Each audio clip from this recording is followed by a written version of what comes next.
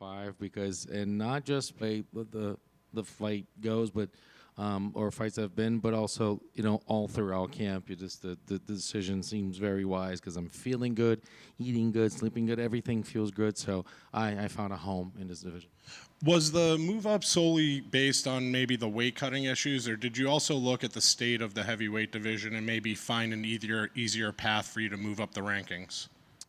Teve alguma coisa a ver, ou ajudou a tua ida para os pesados, não só pelo fato de corte de peso se sentir melhor, pelo fato de que você se sente bem, como você disse, ou também pelo fato de que você olhava para o estado atual da divisão dos pesados e falou, eu tenho um caminho melhor aqui e acho que essa divisão pode ser mais vantajosa para mim para lutar? Não, realmente foi por me sentir bem, entendeu? Porque eu sei que tem caras difíceis nos meio pesados, tem caras difíceis nos pesos pesados, mas no final das contas é o quanto você se sente confortável e feliz fazendo o que você gosta de fazer, que é lutar, né? Então, realmente, no 9-3, eu consegui recuperar aquela vontade, porque coisas que corte de peso atrapalha um pouco, essa parada desse esforço desnecessário às vezes, né? No, it's the way that I felt. There's tough guys at 205. There's tough guys at heavyweight, but it's about you feeling happy by how you feel the happiest facing those guys and being in a good position for them, because it's I started to recover that, you know, their will to get ready for fights and to fight those guys and feeling happier because of the current weight division that I'm at. I spoke to Diego Ribas of AG Fight, and he told me that heavyweights in Brazil sometimes have a hard time finding training partners. Has that been the case for you, and have you maybe explored other gyms outside of Brazil to maybe find some heavyweights more your size? Ao falar com o Diego Ribas da AG Fight, você mencionou, e ele está citando isso agora, você mencionou que às vezes pode ser difícil até encontrar parceiros de treino, talvez no Brasil, para um pesado, né, como você. Você chegou a pensar em diversificar, ir para outros lugares, para outros países, fazer camps diferentes ou coisas distintas só para ver se você conseguia parceiros de treino mais à altura para isso? Cara, hoje a gente está com uma safra muito boa de pesos pesados na academia e veio tudo de uma vez só, uma coisa muito boa. São de 8-4 a pesos pesados, estamos com mais de 12 atletas, sendo desses 12 atletas, 6 ou 7 são pesos pesados, né? E caras que já foram pelo Contender, que lutam em eventos internacionais em outras grandes promoções. Então, estamos com muitos pesos pesados hoje na academia. Então, material humano é o que não falta hoje na CM System. So we're actually in a very good position in the gym right now. If you go from middleweight all the way to heavyweights, we got 12 dudes that have international experience, have been through Contender Series, have actually fought in different places in the world against different competition. And from those 12, like 6, 7 are actually heavyweights. So right now, there at CM System, we actually have very good human material to work with. Yeah, you are still very young for this division and MMA in general. When you see other guys in this division like Taliesin and Walter, it seems like they want to get to the top really quick, and I feel like with you, you're maybe taking a more measured approach. Is that the case? Being more patient when selecting fights? Olhando para a divisão, olhando para alguns brasileiros que entraram também nos pesos pesados, a impressão que alguns acabaram aceitando e até querendo coisas rápidas em pouco tempo. Talvez sendo colocados nessa posição, você parece bem tranquilo, sem pressa, conquistando teu espaço na categoria. Uma análise correta de se ver que você é um cara que está tranquilo e não está querendo ser jogado lá para cima imediatamente? Entre partes, eu sou um cara que sou tranquilo na minha situação, mas eu sou um cara que não quero perder tempo. Eu não quero apressar as etapas, mas eu também não quero deixar de aproveitar as oportunidades que venham a aparecer. Então, eu estou trabalhando, estou aqui para enfrentar quem quer que seja para alcançar os meus objetivos na categoria. Eu sei que eu quero o topo da categoria, eu sei que vou alcançar isso, eu não sei como, mas também não estou com pressa, mas também não quero esperar muito tempo para que isso aconteça. In parts, yeah, I'm sure for the most part.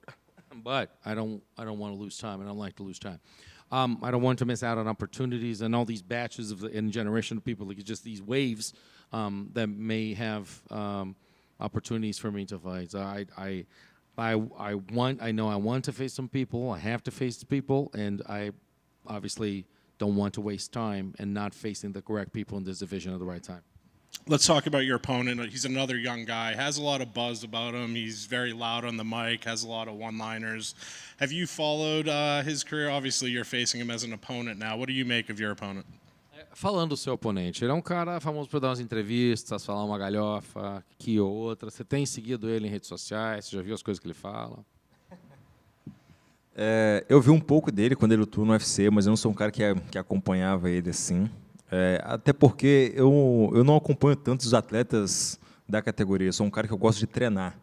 Então, eu gosto de ver os eventos todo sábado, eu assisto as lutas, mas de acompanhar o que o cara está fazendo, eu não sou muito disso, né? Eu tenho muito trabalho, eu gosto do meu trabalho, mas eu acredito que é um cara legal, mas dentro do octógono tem isso.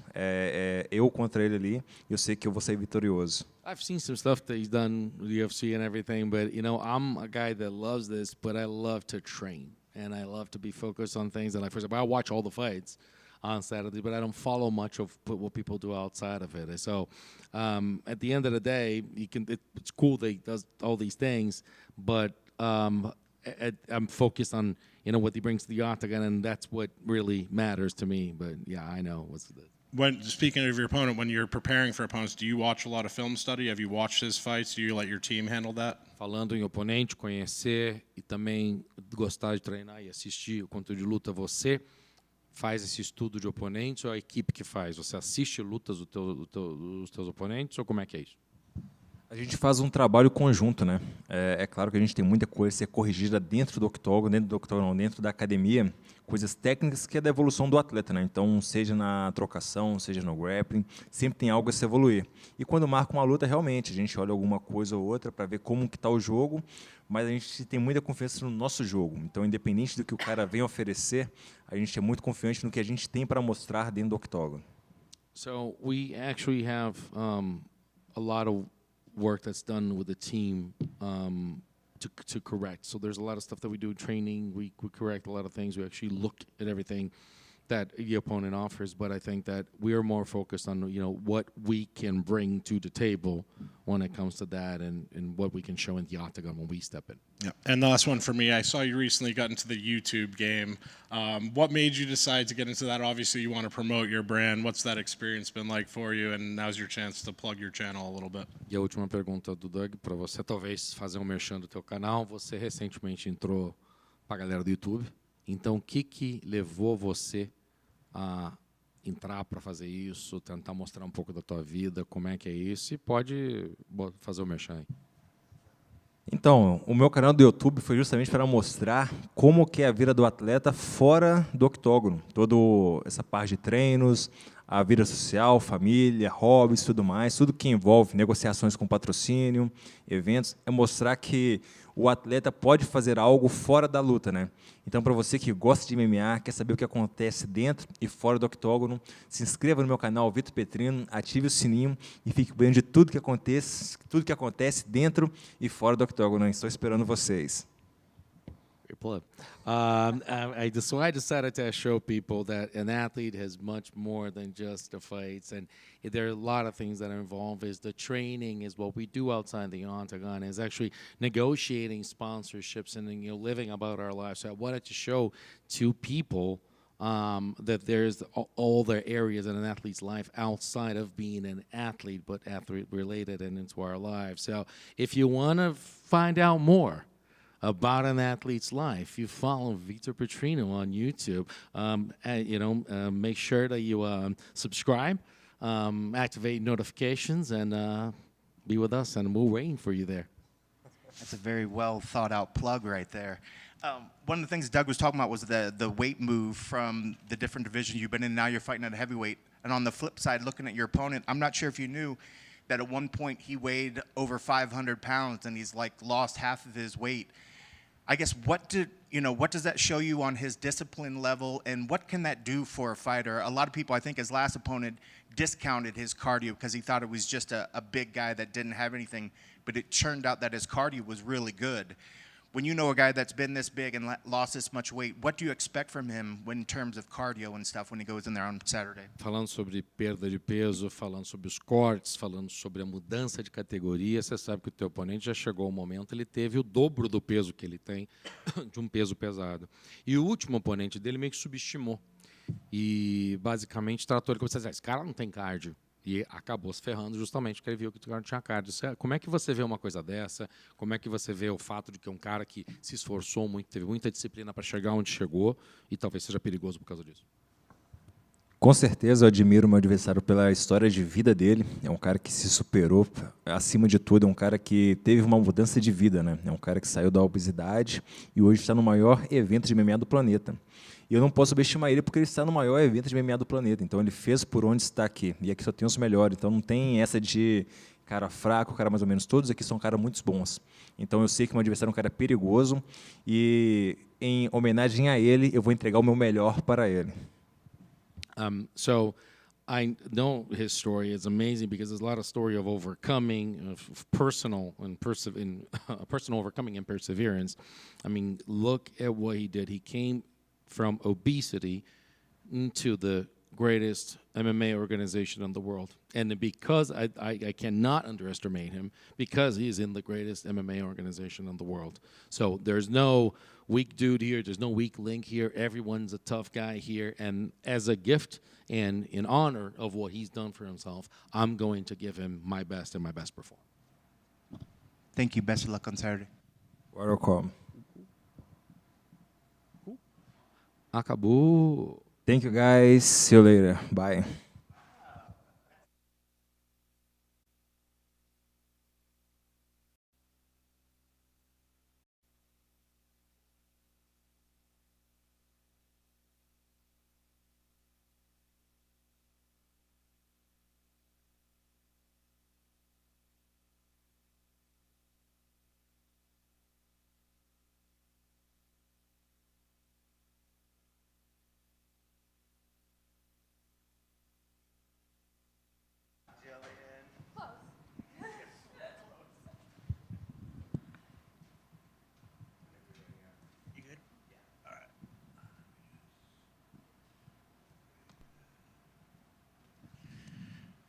Jillian, welcome to Fight Week. You're the co-main event. How are you feeling?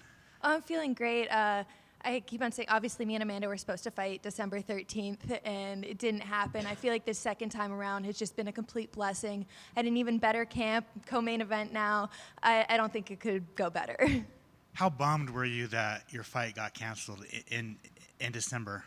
I honestly processed it a lot like a loss. I feel like without that victory after a long camp, it was rough. I usually take 2 weeks after where I'm like, can eat what I want, train when I want, and then we got right back to work because I already knew I had this date coming up and just got to get back to it. When did you find out that your fight was going to be off?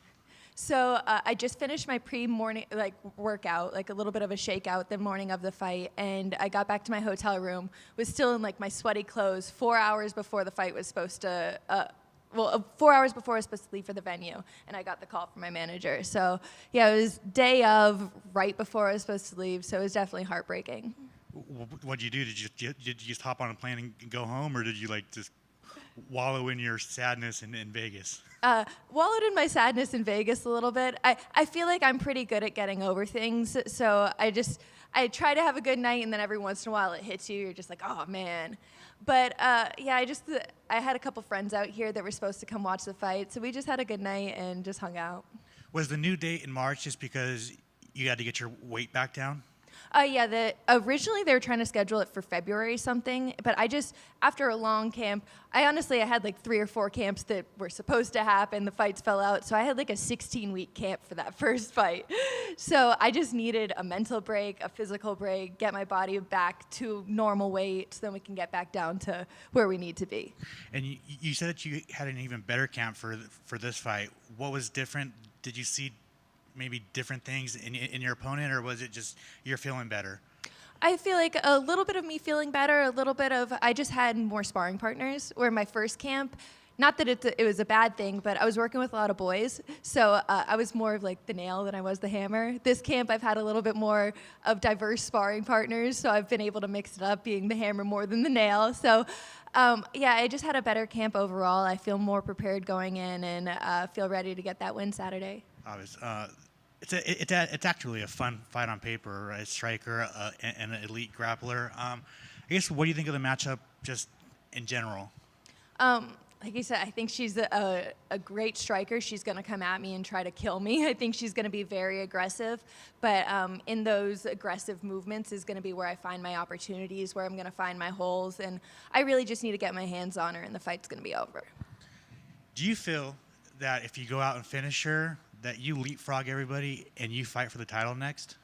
I think with the most finishes out of any woman, the most submissions out of any woman, this will be my fifth win in a row. I don't see why I wouldn't deserve the title after this. And then we get the elite jiu-jitsu of you, the elite jiu-jitsu of Mackenzie, and see what's up. Oh yeah, I think this has been a fight that's been like in the making for years at this point. Mackenzie being such a highly accoladed grappler outside of the UFC, and then me being the submission queen inside the UFC. So I think it's something everybody's wanted to see, and why not for the belt? Good luck on Saturday. Thank you. I mean, I feel like we've watched enough of your fights. We kind of know what your typical strategies is: get them to the ground, take the back, and then the fight's over. But when you have a fight rebooked, does the strategy change any? Do you take a point to double check the strategy, or is it just about worrying about the fitness and the weight loss and that sort of thing when it gets rescheduled? Yeah, it's just I guess drilling it down again, just going through the motions again, making sure that everything is ingrained in me. I know what to do when I walk out there. And, but yeah, it was very similar to the first camp. Nothing necessarily changed too much, just getting ready again for the same person. Yeah, and I know you said you worked with more different opponents and other stuff. Was fitness a bigger thing or just cardio? Looking at you, you look fantastic. The guns are really pronounced, more so than I think we've ever seen before. So was fitness a big, major portion in this time off as well, and just overall cardio? It's funny. I don't think I've done strength and conditioning in about 4 or 5 years now. I've been asked that a couple times today, so I'm like, I find it pretty funny that I'm like, yeah, all my training is based around technique or sparring, or it's all fight orchestrated. I don't do any type of strength and conditioning. So how would you rate, I mean, you talked a little bit about her, we know that she has some skills on the ground. If she's able to obviously she's going to try to keep the fight standing, every fight starts standing. Is there any part of you that wants to test a little bit of the standing, and test your strike and improve what you've worked there? Or is it always just like stick with what works and let's get to that point and get the fight over with? I'm definitely going to be 100% comfortable on my feet. If I can't get the fight to the ground, it's not a worry in my mind. I feel like on the feet, I will be comfortable with her. But I know my best path to victory. I know my best path to finishing a fight, and obviously it's going to be on the ground, so that's always my goal, just because I'm looking to finish these fights. Yep. One last one for me. Outside of, I guess, the typical UFC stuff, the UFC BJJ product has been going and having more and more events. Are you paying attention to that sort of stuff? And what do you think about the crop of athletes that are coming up through the UFC BJJ platform? I guess I have a little bit. I've watched a couple of events, haven't watched all of them, but I definitely think it's an awesome opportunity, especially to get jiu-jitsu people on a bigger platform, get them seen. And a lot of the events are really exciting, too, with the rule set that they have. What do you think about the bowl? Would you like to grapple in that bowl? What do you think about that interesting sort of platform that they have to use? Oh, yeah, it's definitely a different. I grappled in the Karate Combat pit before, and that was completely different. With I feel like the walls are a little bit more straight upright, where with the bowl, I think you might have a little bit more movement. It seems a little bit more ideal for a jiu-jitsu match. Yeah. Good luck on Saturday. Thank you. Hi, Jillian. I came in here curious about, with such an extended time in between scheduled bouts with Amanda, I was really curious about the potential advantages that you may have experienced. It sounds like we've touched on that a little bit with additional sparring partners, maybe some fitness, things like that. But can you touch on maybe, or even dive in a little deeper in regards to what some of the advantages that you may have experienced are with such a layoff, and also some of the disadvantages that you may have experienced with such a long time in between? Well, I guess everybody always has the question of like ring rust, if it's going to be a thing. This is the longest I've ever been out of the cage, so I guess that is still a question. But that being said, she's been out longer. So if we're going in with ring rust, then we both are going to have it. Going into this camp a second time, though, it really was just, I don't know, I feel like everything just came together perfectly, and I feel ready for this moment, and I keep on saying, this is my time, this is my night, and nobody's going to take it away from me. Also, obviously, you've talked about having an impressive performance could catapult you into the title shot. Can you tell us how you envision the fight going this Saturday, and do you have a prediction for us? I'm always calling second round for me because that's typically when I get my finishes. It depends what my opponent does, really, though, whether I'm getting my submissions or my TKOs. A lot of times I feel like they're so scared to get up that they play so safe that I end up having to get a TKO instead of looking for a submission, where if Amanda wants to be a little bit bolder and try to be explosive like she typically does and try to get up, then I think I might be able to find my submission. Thank you. Thank you.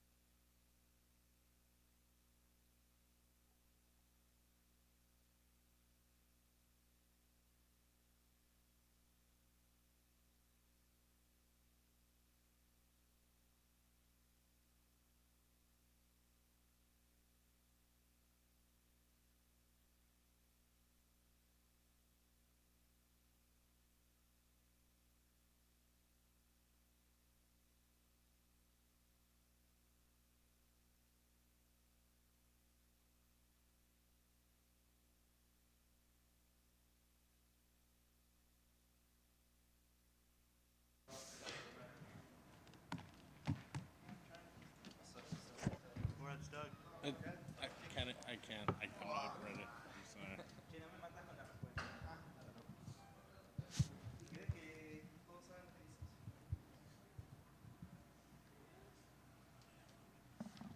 The best, Kenny.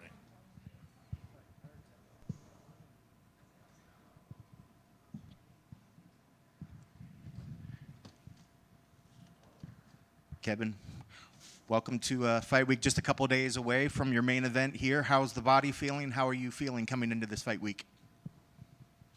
Hola Kevin, entrando a esta pelea, ¿cómo te está sintiendo el cuerpo, siendo que es tu primer estelar? La verdad que muy contento, muy emocionado. Obviamente ahí empiezan un poquito los nervios, pero contento con la oportunidad. No, I'm happy about the opportunity to be here. Tired from the camp, but this is going to be a great fight. Was this camp particularly anything different, particularly just for your opponent, or just for the fact that every time you go into your next fight, you want to have your best performance? Esta pelea, la preparación fue un poco diferente por cualquier motivo o por específicamente tu rival o qué? No, fue diferente obviamente porque son 5 rounds y obviamente pelear contra alguien que ya tiene experiencia en durar 5 rounds cambia la diferencia. Así que yo siento que hicimos muchísimo trabajo de cardio y sparring. Yeah, I think that the biggest difference in preparation was due to the fact that this is a 5-round fight. I made sure that I prepared myself, especially with an opponent who has a lot of experience fighting 5 rounds. I had to make sure that I prepared myself in the best way possible for it. You've had 5-round fights before, but have you had any 5-round fights that have actually made it to the end of the 5 rounds? Vos peleaste a veces peleas de 5 asaltos, pero ¿alguna vez tuviste una pelea que terminó después de los 5 asaltos? Sí, pero nunca tuve, ¿no? Pero no. Tuve la oportunidad de entrenar para 5 rounds, pero nunca llegué a decisión. Siento que si hay alguna oportunidad de hacer eso, sería recién esta pelea. Yeah, I've trained for 5-round fights before, but I've never made it 5 rounds because the fights ended before the decision. So if there's a time that this fight would end in the decision in 5 rounds, it's going to be this one. Let's talk a little bit about your opponent. You know, another guy that's very strong, lots of power. You have lots of power. How do you, when you were given that name, what were your initial thoughts on him? Vamos a hablar un poco de tu rival. Él es una persona que es muy fuerte, tiene mucha pegada. Vos también tenés mucha pegada. Entonces, ¿qué fue tus pensamientos cuando te ofrecieron la pelea inicialmente? Mi primer pensamiento es, cuando me mencionaban la pelea, se me vino a la cabeza el knockout de Mitchell. Pero sinceramente eso es algo que me emociona muchísimo, un nuevo desafío como Emmett, y también yo soy un gran fanático de él, me encantan sus peleas, es muy llamativo, así que eso es algo que me pone muy feliz. So when they first offered the fight to me, the first thing that came to my mind was his knockout versus Bryce Mitchell. But it also filled me with excitement because it's a huge challenge and I love fights like this. And for me, I'm a huge fan of Josh, so it's also an honor to be able to fight him, who's such a legend in the sport. Yeah, that was a great finish of Bryce. But when you earlier when you said if there was ever going to be a fight that would maybe go to 5 rounds, this would be it. Is that because you find that he is that tough an opponent that your power might not be able to finish him?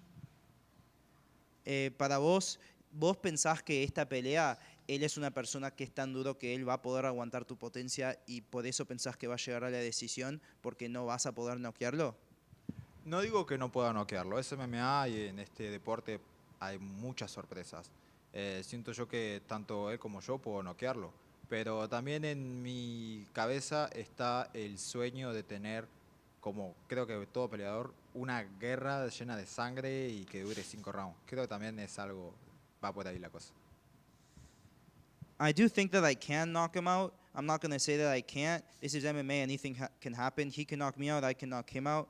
But to be honest, I feel like this is going to be a dream come true in the sense that, like many other fighters, I want to have that dream of just having a dirty, bloody war for 5 rounds where we just kill each other. And that's what I'm pretty much expecting in this fight. That's incredible. I think the fans would love it. Speaking of fans, what are the people back home, as people in Argentina have been very proud about that you're headlining event, and what's the talk like back home about the buzz around this event? En tu país vas a ser solamente la segunda persona para hacer estelar en Argentina. ¿Cómo es el hype, la reacción de la gente en eso, que vos como argentino estás peleando en el main event de UFC? Hoy en día se ve muchísimo más. Yo siento que cuando peleó Santiago Ponzinibbio en su oportunidad de pelear en main event, siento que no se le dio la importancia. Hoy en día siento que cambió muchísimo eso y hoy en día veo muchísimos mensajes. En los colectivos han puesto mi póster, así que son cosas que hacen que el deporte siga creciendo y me pone contento de ser uno de los que está haciendo eso. I think that it's been a great reaction from the people. I think that the first time there was an Argentinian in the main event, which is Ponzinibbio, the reaction wasn't that big because the sport wasn't as important at the time or as seen as important in Argentina. I think since then the sport has grown a lot, and it's awesome to see how big the reaction has been. I see flyers on buses and everywhere for my fight, and that's something that has happened truly because of how big the sport has grown. Have you been getting stopped on the streets? Has that started to happen for you yet? Were people stopping you on the streets to say, hey, I've seen your fight before? ¿Ya te está pasando a donde gente en la calle te pidan fotos y dicen, che, yo vi tu pelea? Sí, sí, muchísimo. Me encanta eso, pero a veces me da vergüenza porque estamos en lugares públicos donde hay gente que no me conoce, pero ve que otra gente sí se acerca y me pone contento eso. Pero hoy en día se ve muchísimo y más después de mis peleas. Yeah, 100% that happens, and I really love it when people approach me showing love. Sometimes it's a little bit embarrassing because we're in public places, and I don't know, I'm not used to that, but I think that it's really cool, and it's been happening a lot to me recently, especially after my fights. That's awesome. Last for me, just your keys to the victory. What needs to happen to make sure that you get your arm raised on Saturday? ¿Qué son los claves para esta pelea para asegurar que vos llevas la victoria? Siento saber administrar mi cardio y una buena estrategia. No veo muchas opciones contra él, así que siento que me voy a llevar la victoria con eso, con paciencia y sabiendo elegir mis golpes. Yeah, I think that the biggest keys are to be patient, to make sure that I administer my cardio the correct way over 5 rounds, and making sure that I choose my shots in the correct manner. Were you surprised that you got a main event with only your 4th fight in the promotion? ¿Te sorprendió que vos conseguiste una pelea de main event solamente en tu 4ª pelea en UFC? Sí, la verdad que me sorprendió muchísimo. En mi cabeza en ningún momento se me hubiese cruzado eso. En este momento. La verdad que todo pasó muy rápido, pero los planes de Dios son perfectos y no soy quien yo para juzgarlos. To be honest, yes, I was very surprised. In no moment in my head did it ever come across my mind that I would be a main event this fast in the UFC. I wasn't expecting it, but at the end of the day, God's plan is perfect, and who am I to stop his plan? If that's what he wanted, then that's what I'm going to do. You were super active last year, and you just continued to be active this year, right? It's only like four months after your last fight. Are you looking to be active this year again, or after this fight, are you looking to take a little bit of time off to heal up? Vos fuiste muy activo este 2025 y bueno, peleaste 3 veces y ahora vas a pelear de vuelta. Para vos, ¿vos pensás que vas a tomar un poco de un descanso después de esta pelea o vos buscás seguir la actividad como hiciste el año pasado? Dependiendo de cómo salga de la pelea, si salgo con lesiones, voy a seguir activo, voy a tomarme mi tiempo. Pero si salgo bastante ileso, no me molestaría volver a pelear. Quiero seguir mejorando, quiero buscar nuevas herramientas, entrenar en otros lados, así que ¿por qué no tomar un descanso? No está mal. I think it really depends on how I come out of this fight. If I come out as injured as I could get out of it, then of course I would take some time off. But if for some reason I come out of this fight without any injuries, yeah, I would want to keep fighting, but I don't think that taking a break would be bad at all. I feel like my body probably would need it after this fight. And finally for me, it feels like a rematch with John Silva is almost right here. How many fights do you think it's going to take for you to finally get that rematch that we all know that you want? ¿Cuántas peleas te parece que vas a necesitar ganar para por finmente a tener la revancha con John Silva, la pelea que vos siempre querías? La verdad es que no sé cuántas. Siento que hice un camino mucho más rápido. Siento que prácticamente lo estoy alcanzando bastante rápido. No siento que esté tan lejos de esa pelea. No sé si este año o el próximo. Yo, la verdad, Dios quiera que él gane sus peleas, llegue a pelear por título y si Dios quiere que lo gane y ser yo el retador. Honestly, I don't think that it's going to take very long. I think that I've had a faster path than he has up the ranks in the UFC, and I feel like it's coming soon. Hopefully, what I hope, if God allows, is for him to keep winning his fights, winning the title, so I could take the title away from him and beat him for the championship. Good luck. All right, Kevin over here. The age gap between you and Emmett is one of the biggest in UFC main event history. Do you see this as like a disadvantage, advantage, or what do you think about it? La pelea entre vos y Josh Emmett es histórico en el sentido que la diferencia de edad para un estelar es la diferencia más grande en la historia de UFC de edades. Para vos, ¿qué pensás de eso? ¿Te parece que eso es una ventaja o...? En parte va a ser como pelear con mi papá, porque tranquilamente podría hacerlo. Siento que tiene muchísima experiencia y eso es algo que me llama la atención. Yo he peleado ya con gente bastante grande y me llama la atención su forma de pelear. Y más que él es un vieja escuela y yo sé que él va a buscar arrancarme la cabeza y eso es emocionante. Así que siento yo que va a estar buena. In a way, it's like me fighting against my dad. So, yeah, it's going to be fun. I think that he has a lot of experience, and his style of fighting is, to me, awesome. And him trying to knock my head off and trying to kill me is something that really excites me. I think it's going to be a really good fight. And then also, say you get this big win, is there someone exactly you want to call out or anyone you're looking for? Después de que vos ganas esta pelea, ¿hay una persona específica que vos querés pelear o qué onda? No, sinceramente no tengo nada pensado. Dentro del top 10 ya entran muchísimos prospectos muy grandes y cualquiera de todas las opciones son buenas. Son peleas duras en donde cualquier opción que me ponga UFC yo siento que estoy a la altura. No, not really. I think that once I get into this win, I'm going to be in the top 10, and whoever I fight in the top 10, it's going to be a challenge. It's going to be an exciting fight, and I'm ready to fight whoever the UFC wants me to, because anyone in the top 10 would be a good option for me. I'm ready for it. Hola, Kevin. En UFC peleas solo en el Apex. ¿Te sientes cómodo peleando aquí o ya te gustaría pelear en una arena finalmente? La verdad que me siento muy cómodo peleando en el Apex. La verdad, hoy en día creo que se hizo más grande. Estuve mirando, así que es una pequeña prueba de lo que va a ser un T-Mobile. Pero quiero mi oportunidad en una arena, donde sea.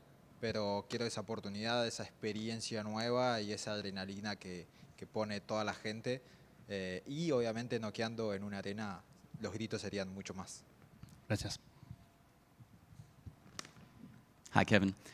You've had 18 professional fights in less than 5 years, which is quite a bit of experience. Many people talk about your opponent, Josh Emmett's age and experience, but can you talk a little bit about your own experience and your fight, your fight history? Vos tenés 18 peleas como profesional. Mucha gente, como vos mismo, estás hablando de la experiencia que tiene Josh Emmett, pero si vos podés hablar un poco de tu experiencia como peleador, porque mientras que tuviste no tantos años peleando, peleaste mucho.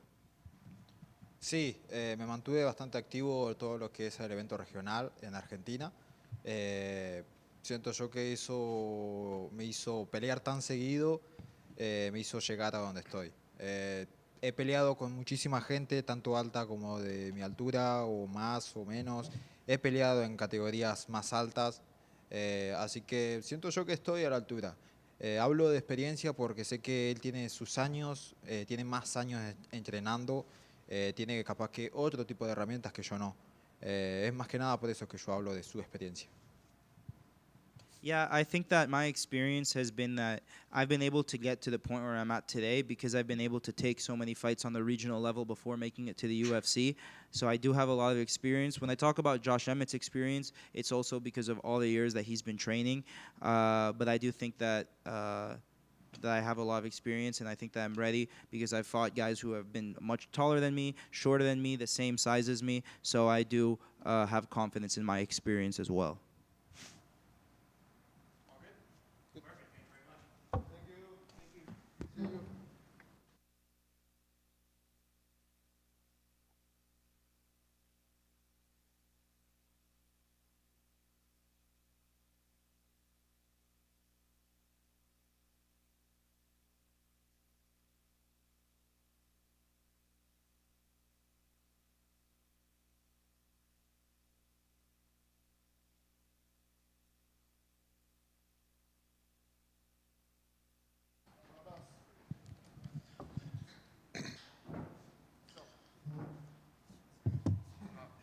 Hey, Bruno. Got back in the win column last year after a couple hiccups. The current champ and a guy who's presumably going to fight for the title next or one more fight away. You already know. How did this training camp differ from the last one? You're coming off a win back in the win column as opposed to the last one where you're coming off a loss. Man, it feels great now, to come from a winning, come from a finish, now I'm back to Arizona, training there. Man, just happy, happy to be here. Like I always say, I'm living the dream, so just happy, feeling good. Let's go. Let's go. Obviously, you and your opponent, longtime veterans in the UFC. It's kind of rare to have a prelim fight up here on the media day stage, so the UFC still obviously thinks a lot about you and Charles. Does that make you feel good knowing that the UFC still has some faith in you? No, for sure, man. We're living for this for a year, like that's always been the goal, to be here, so we love the UFC, we love to be around here. I cannot really think about myself not fighting the UFC. If I'm not in UFC, I'm not fighting anymore, so that's the dream job, right? Yeah, let's talk about Charles. Where obviously, what did you think when his name was presented to you? Because it is a very quick turnaround for him coming off a pretty brutal knockout. Yeah, I was like, man, this guy likes to fight. He's like takes no breaks. Like we say, he's a really good fighter, danger, very athletic. He's already finished the champ Van. Lonier, the guy that just beat Breno Moreno. So he's very dangerous, man. We have to respect the guy.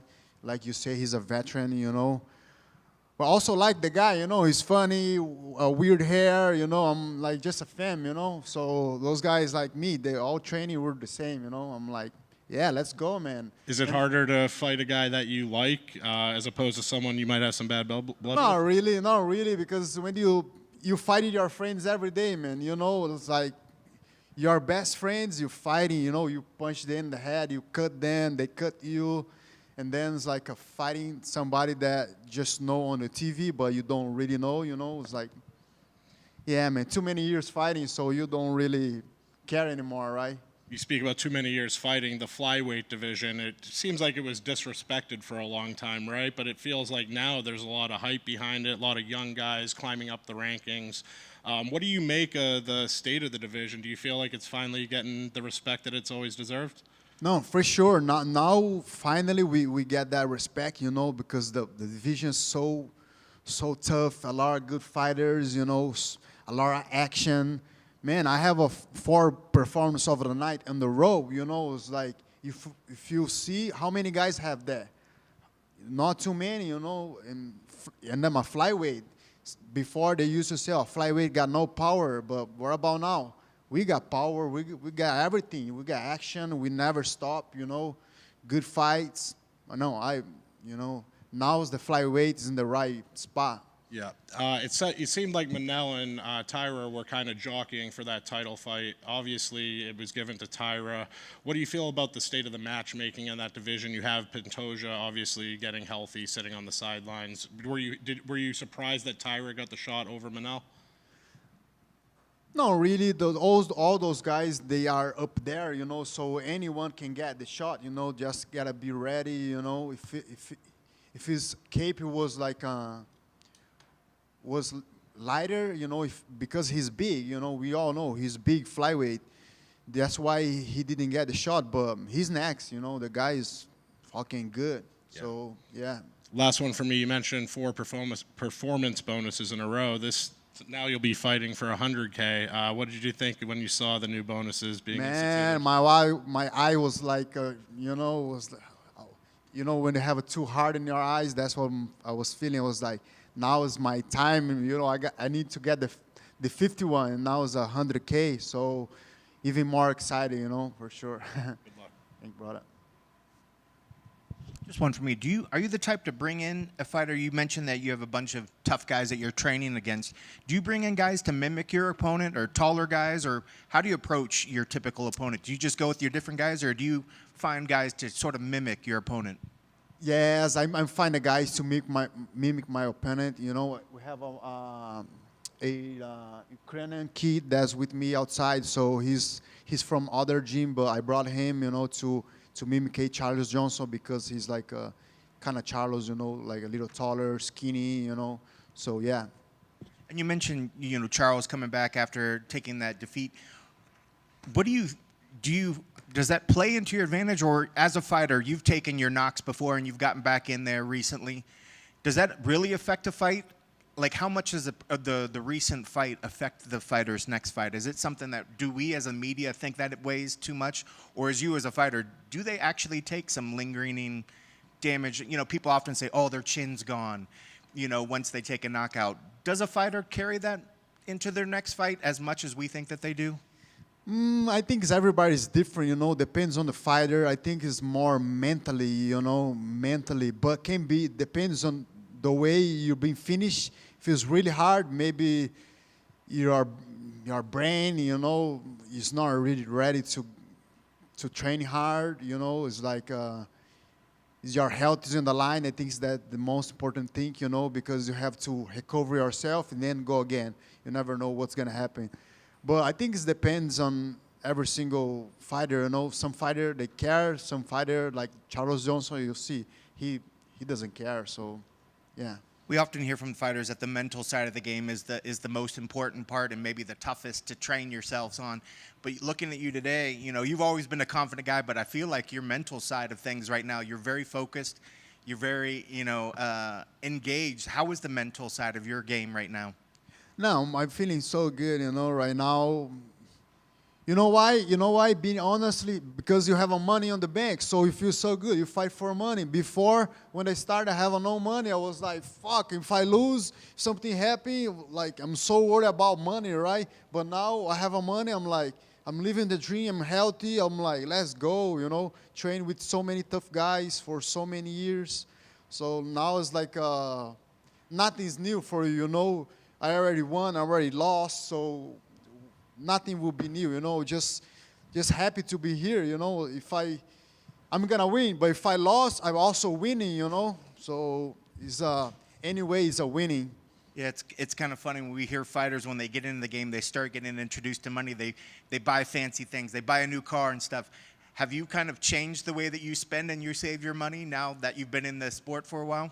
Yeah, no, I did the same. When I got some bonus, I brought a nice BMW, and then I was like, you know what, better invest better, Now I have a house, invest in different ways, So it's like when you have something new that you don't have, you always want something different, right? Something that like make you happy and all that. And yeah, I'm like, so I'm happy now because I'm healthy, I'm living in the United States. I can help my family. I have so many famous friends, I can traveling everywhere, give a seminar. So feels like a winner in life already, That's. And both you guys are in the top 15. A win over him should at least move you up a little bit. But is a win enough, or do you want to go out there and have a definitive finish, some fantastic knockout or a nice submission to really kind of propel yourself forward? For sure. That's the goal, right? Go there and get a quick finish, first round, second round, get the 100K, be happy, traveling, that's the goal. It's gonna happen, man. Second round, Grand and Pound, Bruno Silva. Hey, Bruno, just a quick one from me. What's your opinion? Who has better hairstyle, your next opponent or your countryman Diego Lopez?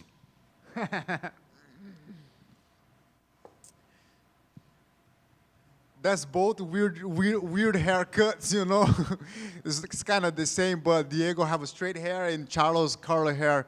But I don't know, man. I don't know. Both is weird. Good luck on Saturday. Thanks, brother.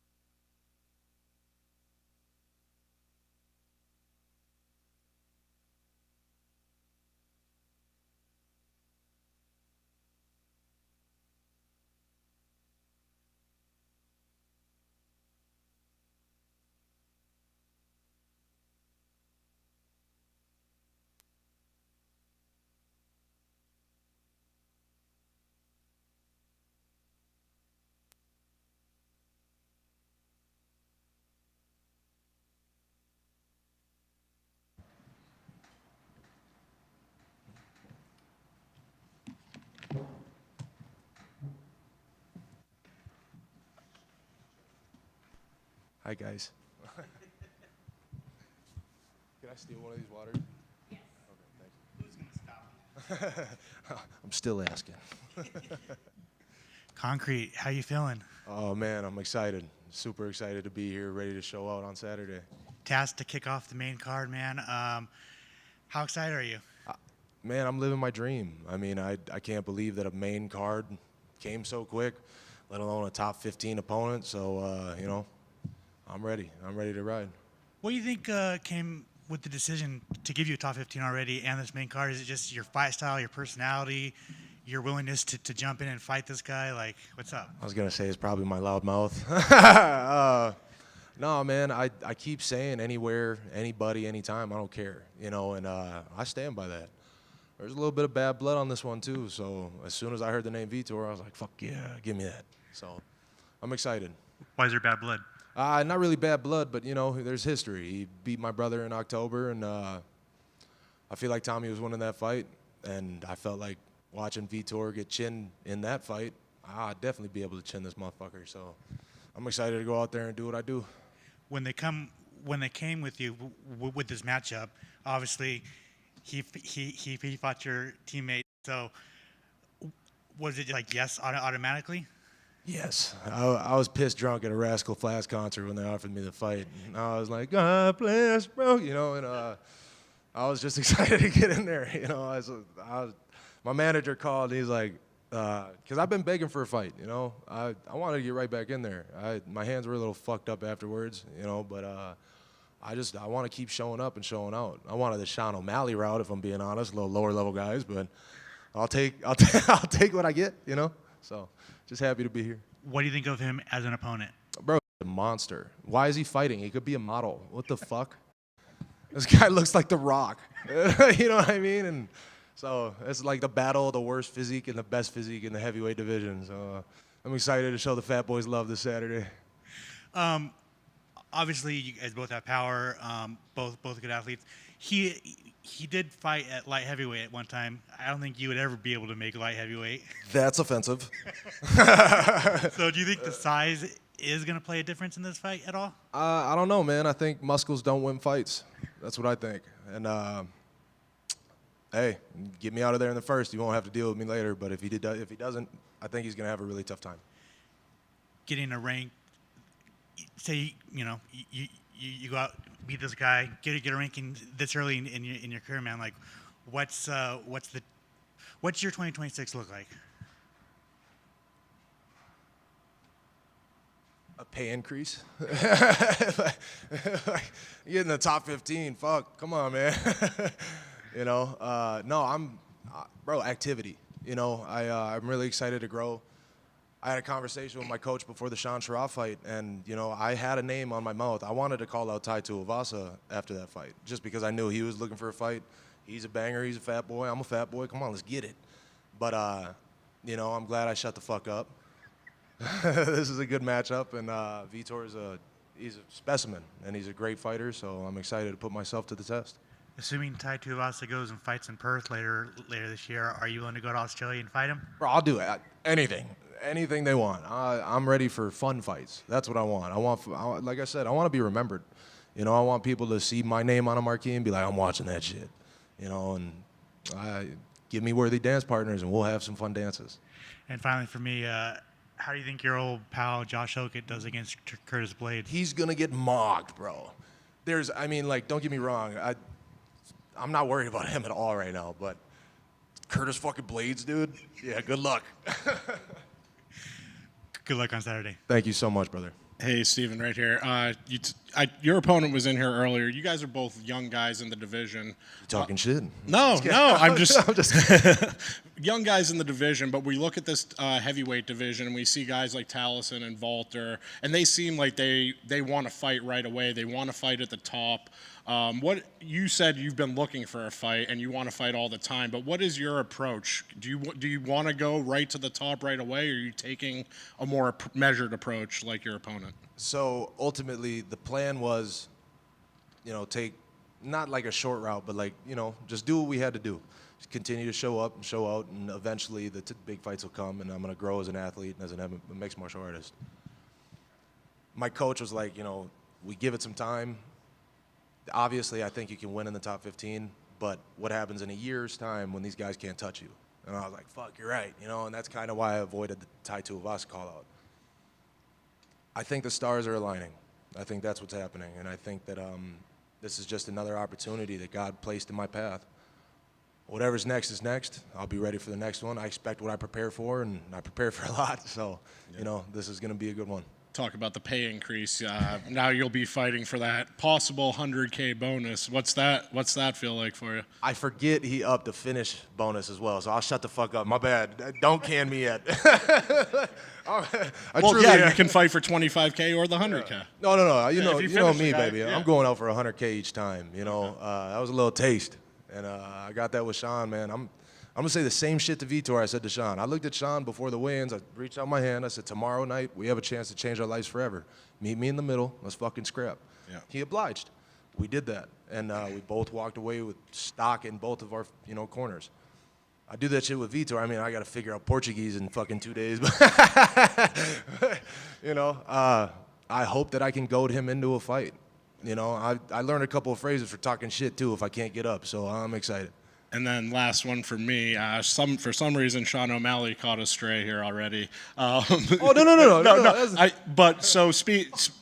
He's on the White House card. He obviously got that placement. The UFC. He's a star in the division. I guess. What did you make of the overall White House card when it was announced?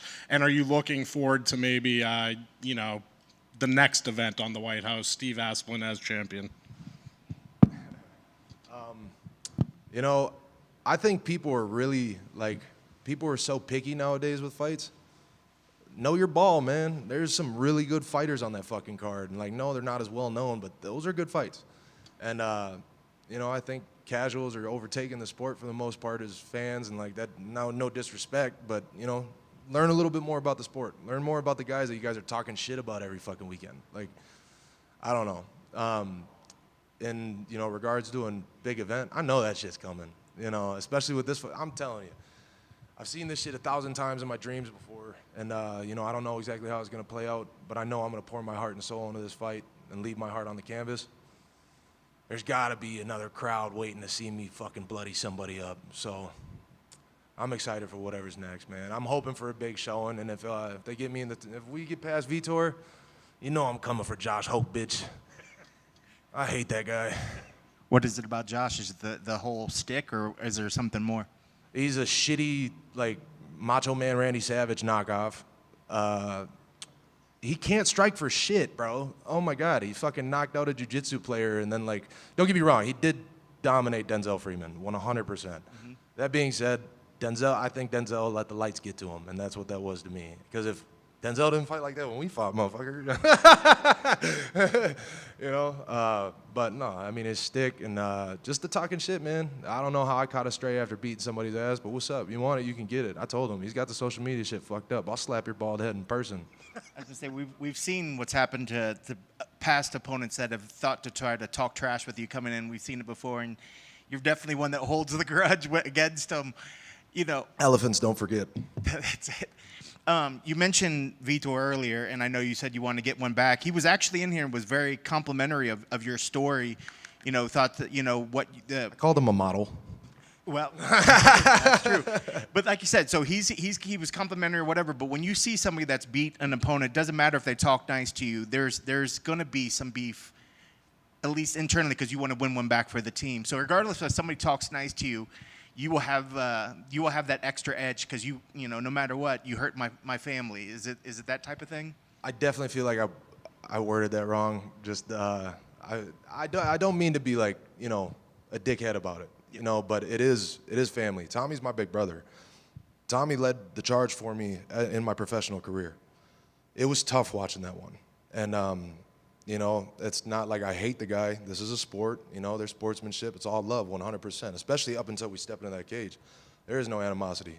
But the second that fucking door closes, man, it's me and you. And I got to take your head before you take mine. So let's go. I think that's one of the things I've appreciated about you is that you even there were I don't want to come out and act like I'm trying to say something or whatever. And it seems like that triggers you when others do that, especially, other guys come out here. Yep. I hate a bully. Is that what it is? It comes down to guys either just acting or fake a persona, or is it the fact that they're trying to bully while they're persona? I mean, like, man, we're all fucking tough. Like, we step into a cage and punch each other in the head for money and fucking glory. You know what I mean? Like, this isn't a pristine game. You know, this isn't like our class or shit. You know, it's not pretty. You don't have to be a dickhead. You know what I mean? Like, we're fighting at such a level. You don't have, confidence is one thing. But if you're gonna disrespect people and stuff like that, like I don't like that. You know, be genuine, be who you are, and if you're a piece of shit, hey, you're a piece of shit. But don't fake it. And at the end of the day, your fight's gonna really display what you are, anyways, right? They could talk one thing, but the fight's gonna show what they really are. It's just me and you in there, right?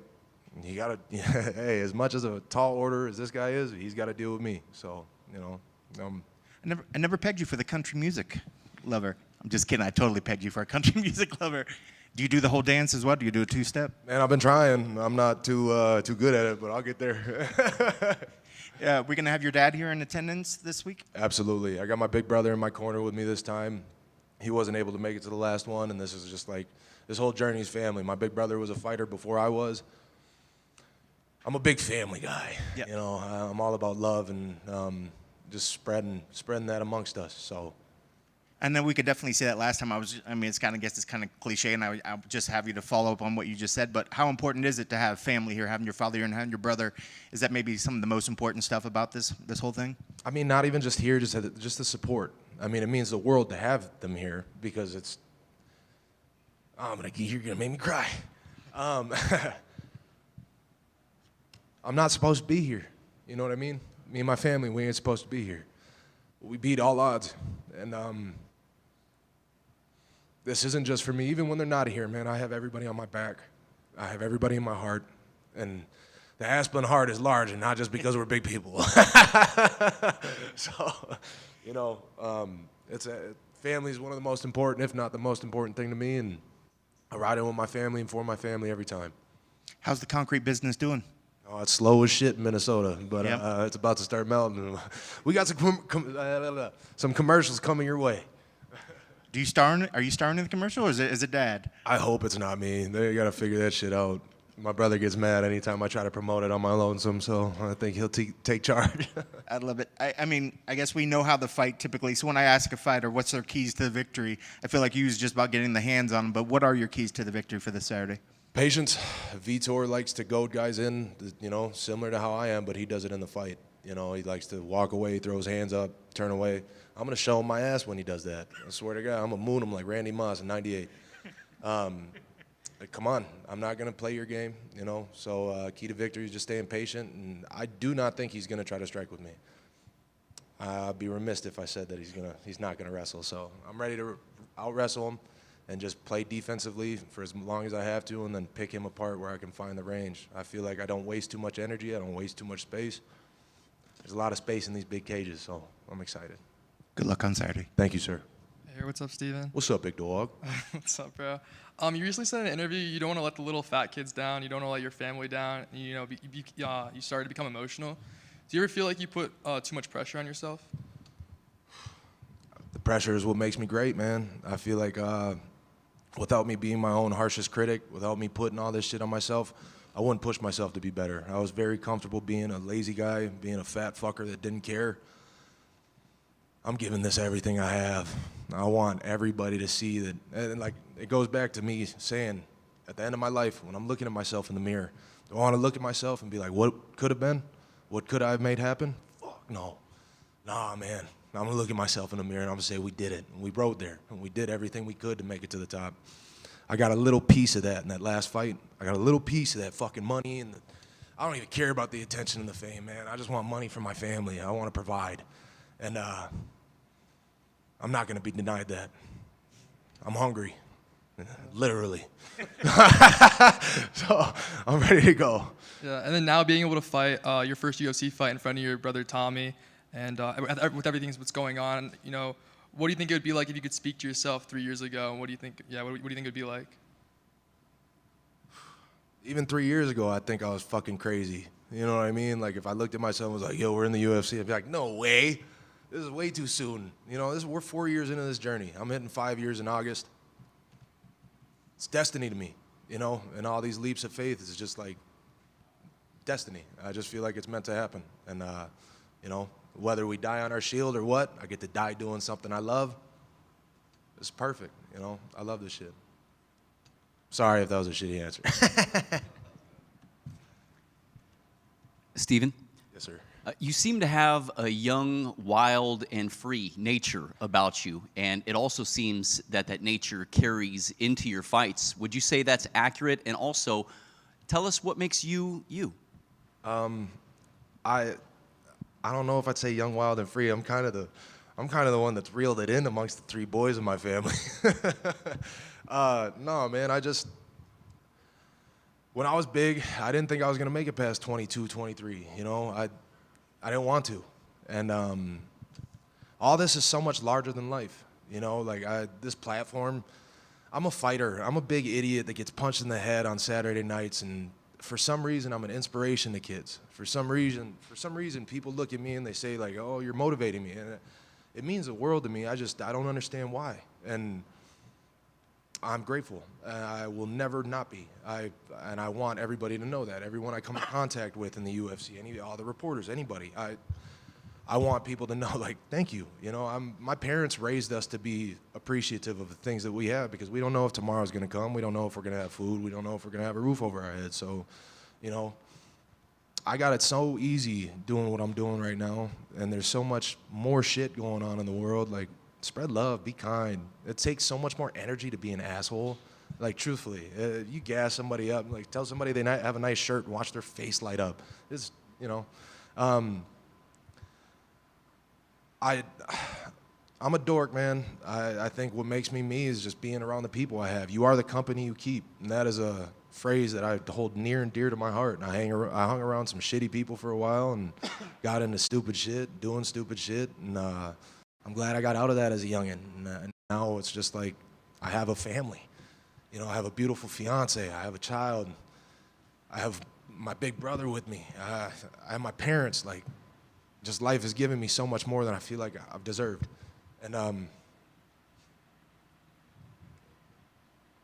there's a lot of support that I feel I'm undeserving of. So this is for everybody, you know, the whole journey. And it'll always be that way. This isn't just for me.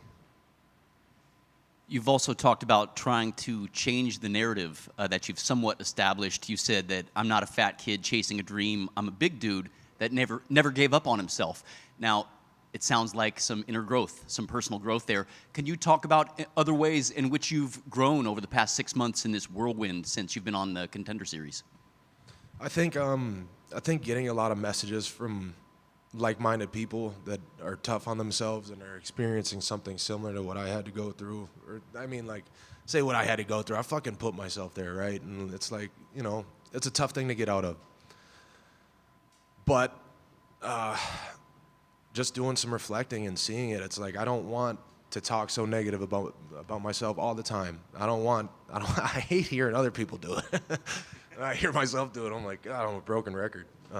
So, you know, I just try to promote a more positive image and, you know, be more kind to myself because I try to be real nice to other people. So maybe I should try it on myself every once in a while. Thank you. Thank you, brother. Your story sounds like it'd make for a good country song someday. And if so, who would you like to sing that song? Luke Combs, man. I love Luke Combs. That's my guy. I've been a huge fan of his music. And he followed me after the last fight. That shit was crazy. I was just going to ask, did he reach out to you and he follow you? He didn't reach out. He followed me, and then I reached out, and I was just honored that he responded. So it was cool. I think he's liked the UFC stuff before. You should talk with Dana and see if you can get him out to a show for you. Dude, I don't think I'll ever have an in-person conversation with Dana, but I'd definitely love to. Thank you, guys.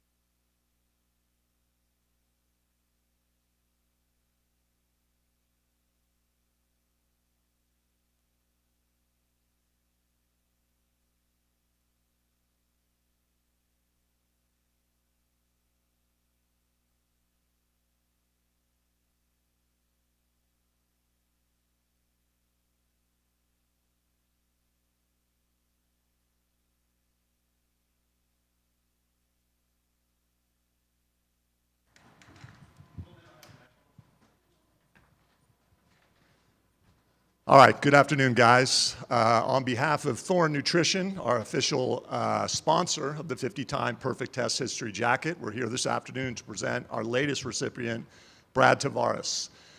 Those of you that know and have interacted Brad as we have would probably agree with me that this is one of the least surprising athletes to receive this accolade, maybe on the roster. But that's exactly why we do these, to not lose focus of the efforts that these guys and girls put into being compliant under the program. And in Brad's case, he's one of the longest tenured athletes in the UFC. This is, I think, your 16th year in the UFC, is that right? So he's been in the entire existence of the UFC anti-doping program. Brad has been in it. You start doing that math, that's close to 4,000 consecutive days where he's been responsible and accountable to file where he can be located to be tested. And Don and I were talking yesterday. I don't think he's ever missed a single test, which is extraordinary. Compound that with the fact that his biological samples, his urine and blood, are going to a laboratory that can detect a part per trillion. So literally a pinch of salt in an Olympic-sized swimming pool. And we've seen in the UFC program, we've seen across the global landscape of anti-doping, every imaginable non-intentional source for a positive test you can imagine. And what that means is Brad, all 4,000 of those days in the program, is making daily conscious decisions to prove to the world that he is a clean and compliant athlete. So Brad, we're really proud of you, man. Thank you for what you do, for setting an example and being a role model, and congratulations on getting this jacket, man.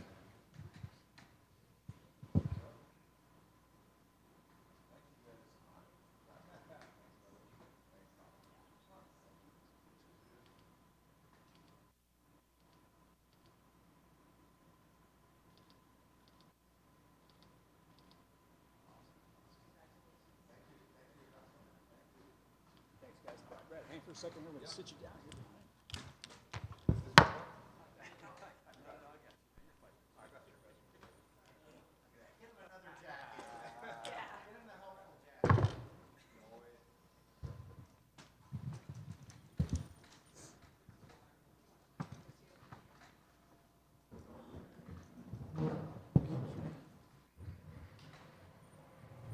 Set it up here, Sammy. Back?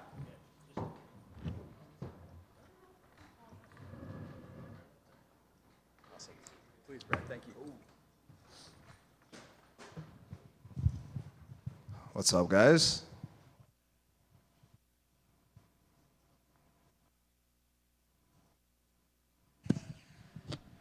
Brad, I know we weren't planning originally to see you, and then they told us you were coming in here and getting your jacket. So I guess I got to ask you, man, what does that mean to you? We got to hear the numbers. We heard how long you've been around, but what does that jacket represent to you? So funny enough, I was just telling Jeff, I was like, well, he brought it up. He was like, I didn't realize you were with the UFC so long. And because I've always like wondered over the years, I was like, bro, why is it taking me so long to get this 50 test? Because in the beginning, I just told him the story of how I first got introduced to USADA. They were showing up at my house like every week. And I was like, bro, is this what life is gonna be like now? Like when they first, this was in early 2016, I believe. And I was like, is this what life is gonna be like now? Like every week they just show up randomly at odd times. But he was telling me that he was like, no, it's because we looked at your like overall, like your levels of everything have stayed so consistent that there is no like reason like why we feel like we have to over test you or, So I guess that's a good thing that it took me a while to get to 50. I guess it shows that, they're not worried about me. Yeah, this is cool. I'll be honest, when they first told us back in 2015 that they were going to implement this drug testing program, I was all for it as far as having to face other clean athletes. Like, I mean, bro, you guys know everybody that was on steroids and whatnot before. But the only thing that irritated me was the fact that we had to like tell them our whereabouts. Like, essentially they know exactly where I am for these last, 10 years or so at all times. Like where I'm sleeping, where I'm training, all of these things. But anyhow, it's worked out. Yeah, it's a nice jacket. What was maybe the oddest place or time that they ever showed up at the house or wherever? I'll tell you the story I just told him out there. It was the first time. So they had just started doing this. I had never been tested before. And this is at 6 in the morning. Somebody's at my door, ringing the doorbell, ding, ding, knocking, boom, boom, boom, boom. And I'm like, what the heck? Like, I'm in a deep sleep. And I kind of like come to, and I'm like, what is going on? I hear somebody knocking on my door. And then my first instinct is like, oh man, well, like something is wrong, you know? So I run downstairs. I open the door. It's a lady and a gentleman. And she goes, oh, hi. And she lifts up her badge. She's like, I'm so-and-so with USADA, blah, blah, blah. I'm here to test you. And the first words out of my mouth, I was like, you got to be effing kidding me. And I slammed the door. I said, and I like started cussing behind the door. I'm like, what the F? You know, like, why are these people showing up? Like, are you kidding me? I'm pissed. I opened the door again. I was like, are you guys serious? 6 a.m.? She's like, oh, I'm sorry. You know, we're here to test you. This is so-and-so. It was actually her dad. He's my chaperone because I have to test you. And I'm like, bro, like, I'm pissed, but you know, like the more I woke up and started like coming to, I was like getting a little friendlier. And then it was funny because I was like to wake up, I usually like shower in the morning. I was like, hey, I gotta go jump in the shower. And the guy was like, oh, I gotta come with you. And I was like, you can come with me in the shower? He's like, no, I just gotta stand in there. I was like, whatever. So I jumped in the shower, I woke up, and he literally stood outside the shower while I showered. And then I ended up, like, once I got out of the shower, I felt much better. I ended up apologizing. You know, I was like, hey, I'm sorry I came off that way. I just was not expecting you guys and not at 6 in the morning. And then she was like, no, we're sorry. You know, like in the app or whatever, you can, on the website, you can request, like, don't show up before a certain time. And I'm like, oh, you know, I thought that was common sense. Yeah. Like, don't show up at 6 in the morning to someone's house knocking on the door. But, yeah, so that was probably the first and worst time was that first experience. Yeah, and like you said, I mean, I think there was the understanding that everybody back in the day was on something, you know. Oh, yeah. And I know that I've heard from fighters, they say, you know, I don't care if somebody's using. Let's just tell me about it and whatever. I just want to fight. But at the end of the day, you know, being a clean athlete and doing it naturally is different than the athletes that are just out there.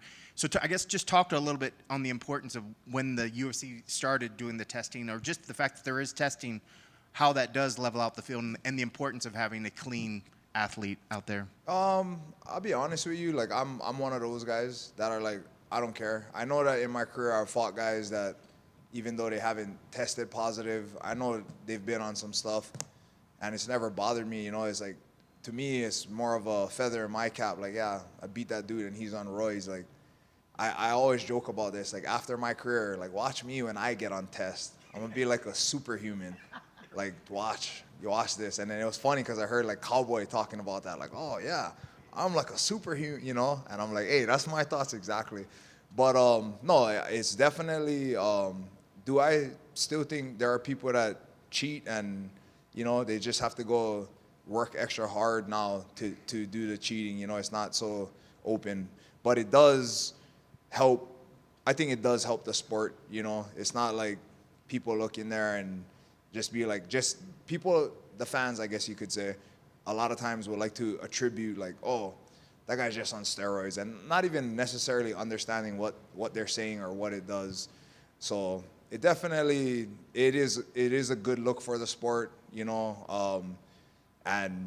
But I do still think there are people that get around it. Well, I guess I didn't want to keep you up here too long, but you are fighting again here in town. You're fighting Eric Anders. Yep. You know, just give me quickly your thoughts on him, where he's dangerous, and, you know, what are you expecting to see happen on Saturday? Eric is a great guy. You know, he's pretty well-rounded, but if you watch him and you know his background, he comes from a football background. You know, he made it pretty high up there, won national championship with Bama. So, you know, he's a big, powerful, athletic guy. That being said, you guys know how I am. I feel like I'm all those things and more too, you know, and I think I got a little more tools in my toolbox, and yeah, I'll go out there Saturday and show that. And last one, I guess, for me, your keys to victory. What needs to happen to ensure that you get your hands raised on Saturday? Just keep it my game plan, you know, just stick to being me. Don't let him turn it into like a brawl where, you know, it favors, like he has a higher probability and I'm more at risk. So Brad, one quick one for me. Obviously, this is the big week for you. You get your jacket. Also, if you beat Eric on Saturday, you become the most winningest fighter in the middleweight division. Can you just talk about like what that would mean for you to, you know, still be around this fucking long in this promotion, man, and the ups and downs, and then to become the most winningest fighter in the middleweight division? You know, like I've told you guys before, I've never been one to chase, you know, those type of things. I've always been competitive. That's why I got into this. I've just always wanted to be better than the guy standing across from me. So any record or accolade that I've compiled along the way, you know, is just, I feel like it's just because I'm blessed by God. You know, he's given me the ability, skill set, the longevity to be here and to do this. So, I mean, don't get me wrong. I fully intend to have it on Saturday, but just it's more so just about going out there and beating Eric. I'm not so concerned with having that record. That's just a cool thing that comes with it. Good luck. Thank you. Hey, Brad, you've called Las Vegas your home for a while now. Do you think that it plays to your advantage, fighting from home? And can you talk about just how nice it is to fight in your own backyard here? Yeah, you know, I've always, from when I got into the UFC back in 2010, I've always advocated and wanted a UFC Hawaii. And there's been like 2 times I feel like in my career where the talks got close. But I came to the realization that it will never happen in my career. I don't think anyway. If it does, I'm gonna stick around a little longer just to make sure I get one, but I don't think it will happen. That being said, I don't know if you're familiar with this, but us people from Hawaii, we call this the 9th island. So this is like the home away from home for a lot of people from Hawaii. So it means a lot to me. I love fighting here in Vegas, you know. Everything is here for me. The PI is right next door. My gym is right next door. So it's great, you know. You don't have to travel. You don't have to worry about getting on a plane and going to a foreign country and what type of food you're gonna have or not have, and then how that's gonna affect your weight cut. So it takes a lot of stress and pressure off of you for this week especially. Thank you. Yes, sir. Thank you, guys.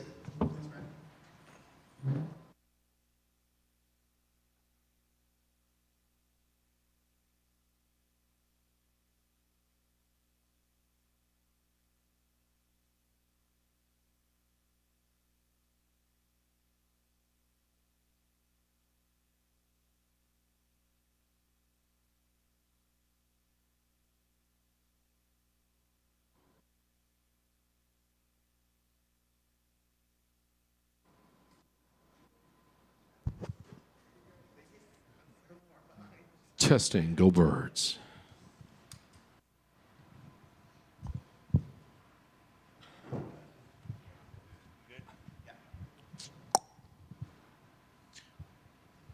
Amanda, welcome to Fight Week. How are you feeling? Bem-vindo a mais uma semana de luta. Como é que você está se sentindo? Estou me sentindo ótima e super preparada. Very good and very prepared. Can you explain what happened in December that caused the fight with Jillian to be canceled? Poderia explicar para a gente o que aconteceu em dezembro que acabou cancelando a luta entre você e a Gillian naquela época?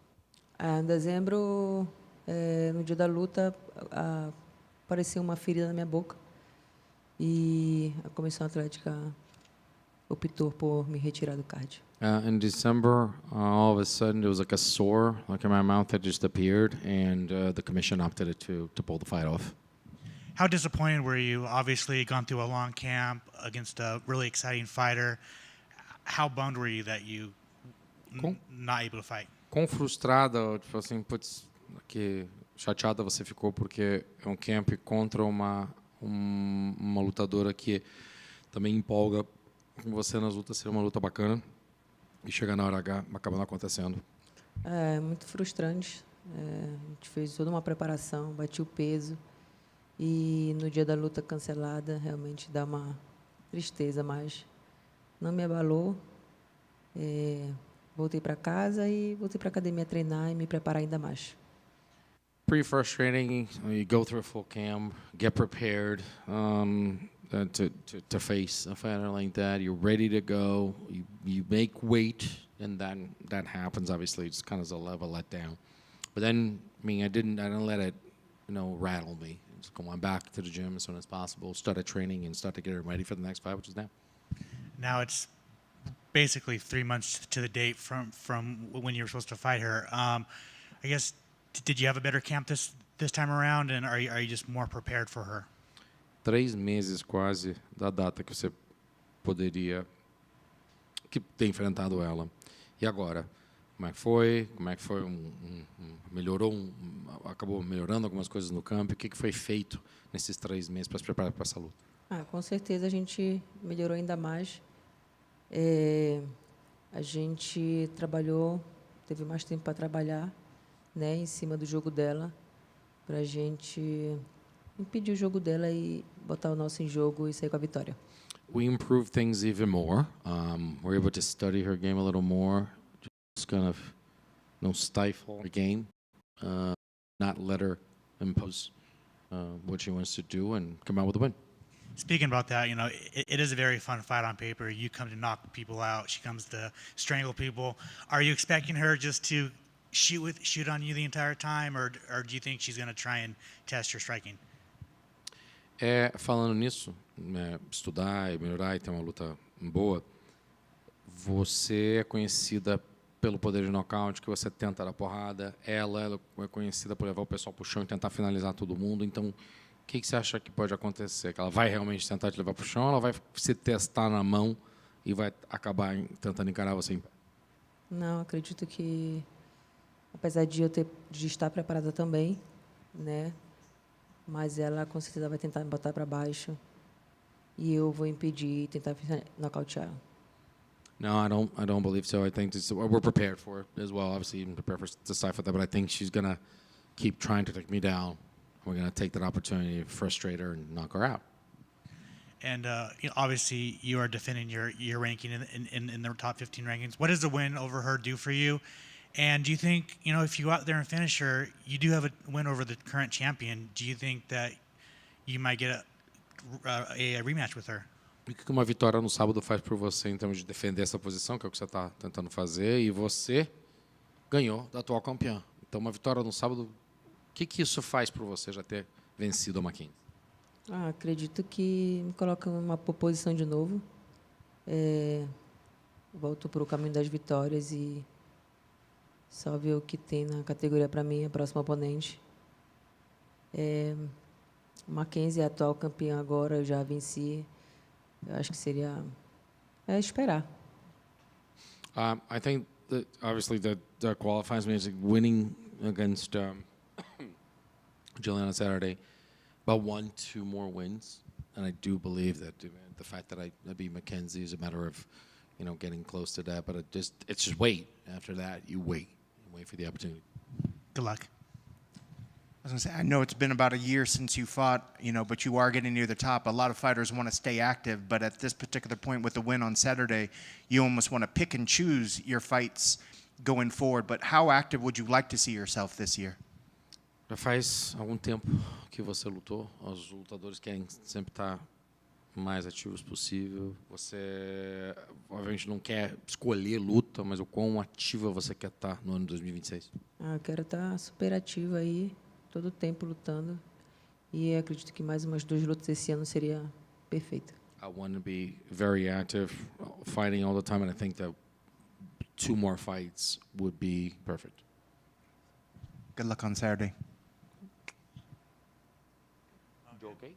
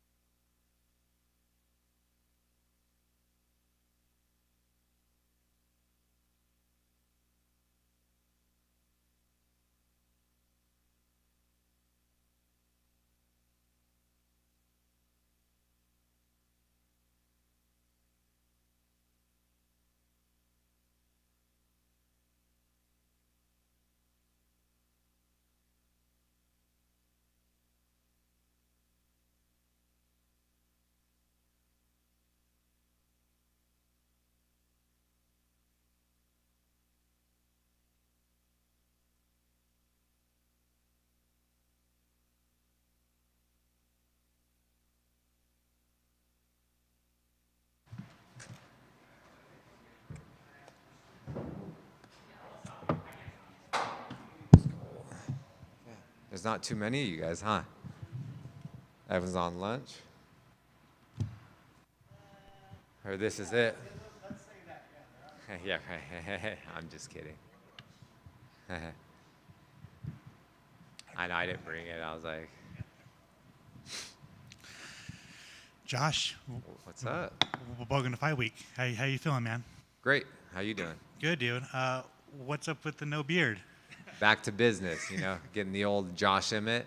And yeah, it was just time for it. I'll grow it back out in camp. Obviously, you know, losing 2 straight sucks. You're very, very, very competitive. Go back to the fight with Yusuf, man. What did you learn from that fight? I just got caught. You know, that's this sport. You know, I got caught. It's frustrating. So what I've learned from that, just kind of take it all in, have a short memory, and I just needed to move on. Otherwise, it's going to affect me. I can't dwell on the past. It's going to affect everything I'm trying to accomplish in the future. So I just learned from that. That won't happen again. You know, I go back into the jiu-jitsu gym, and I'm telling anyone that catches me in an arm bar or a triangle, I'll pay you $100. Anybody. I didn't have to shovel out $100 at all. And obviously, it was a short memory because you got right back to it, man. And you're taking on this young Argentina killer, man. When they brought you his name, what were your first thoughts? My manager called me, said, hey, they want you to fight Kevin Vallejos. And I was like, who the hell is that? Honestly, I had no disrespect. I just didn't know who it was. And then he went down the list and he said, you know, he just knocked out Giga. And then I saw that highlight. So I was like, okay, I know of him. I know who he is. And then we just started watching film. And yeah, he's good. You know, of course, he's a like you said, he's a young kid. He's got a whole country behind him.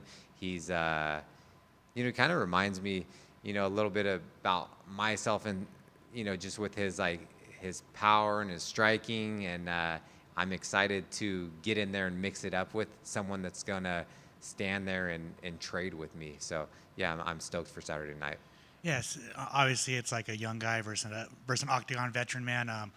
Do you feel like the promotion is setting him up to get a win over you, and in that same stance, the UFC wants to test him to see, you know, you've been here a long time just to see how good he is and how good you still are?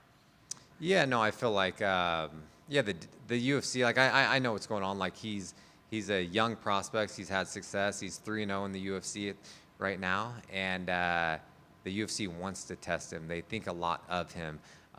They know what they're going to get with me. There's a reason why they're putting us in a small octagon, 2 guys that are going to stand there and box, you know, with 4-ounce gloves on, what people want to see. So I know what they're going to do, or they're trying to do, but yeah, he's trying to build a name off me, and that's not going to happen. Speaking of that, you know, stay in the middle. Do you think he's going to willingly exchange with you with your power? Because we've seen what happens when people try and box with you. Yeah, I think he will. Like, what else is he going to do? You know, does Argentina have wrestling? I'm not sure. I'm just kidding. What does the win over him do for you? I guess just in your career at this point. Yeah, just a win over him. It's you know, I just need to go out there and be me. I'm back to enjoying this. I'm back to having fun. I just have to go out there and just be me. And yeah, it'll be a easy night at the office, and a win over him. I don't know if it does a whole lot. You know, I'm supposed to win, right? But not considered the matchmakers. Some people, I didn't even look at the odds, but people are like sending me things and saying things. I'm like, whatever, man. I could care less. But yeah, it just puts me back in the win column. That's what I'm trying to do, and just continue to move forward and climb up the ranks again. I think most importantly, man, like you got 2 fights last year. You're fighting early this year. How happy are you to be active? Because obviously your career has been up and down with injuries, man, and you're actually active. Yeah, I'm super happy to be active, and that's that's what I've always wanted. You know, I want to fight as consistently as possible, and here we are. I want to get I want to get a big win on Saturday night, and then I'm hoping to get 2 more fights this year. That would be awesome. And then finally, last for me, can you just talk about how bringing in TJ has really helped kind of shape your camp, and what's it done for you mentally, physically, everything? Yeah, no, it's made a huge difference, and it's I'm just back to enjoying like the whole process and just being around someone that's one of the best to ever do it. It's really rubbed off on me, and one thing he was saying is, it's like I have all the tools, all the skills to be a world champion. Maybe I just haven't been doing it right or being pushed as hard as I should be pushed, and just really taking on the championship mindset is, it's been nothing but great. I'm doing things that I haven't been able to do for years. I feel phenomenal, and it's just in everything. So that's why I can't wait for Saturday. Good luck on Saturday, man. Thank you. You mentioned getting pushed harder and and training and doing things you haven't done, but you're also saying that you're back to enjoying what you're doing. You sound like if you were working harder, it wouldn't be as fun. But what do you think's been the key to enjoying this again? A lot of people might think that, I can't enjoy a sport if I'm on two losses right now. But it sounds like your head's really refocused. And I guess what's giving you that joy, and what's been the mental switch at this point? Yeah, it's just like the reason why I wasn't at my best for the last handful of years. That's why I took all 2024 off to feel well, and then had a few hiccups, I guess you could say, last year. And it's just the training process. I'm getting better as a fighter all around, a mixed martial artist, and just switching some things up as far as like even recovery, even going back to.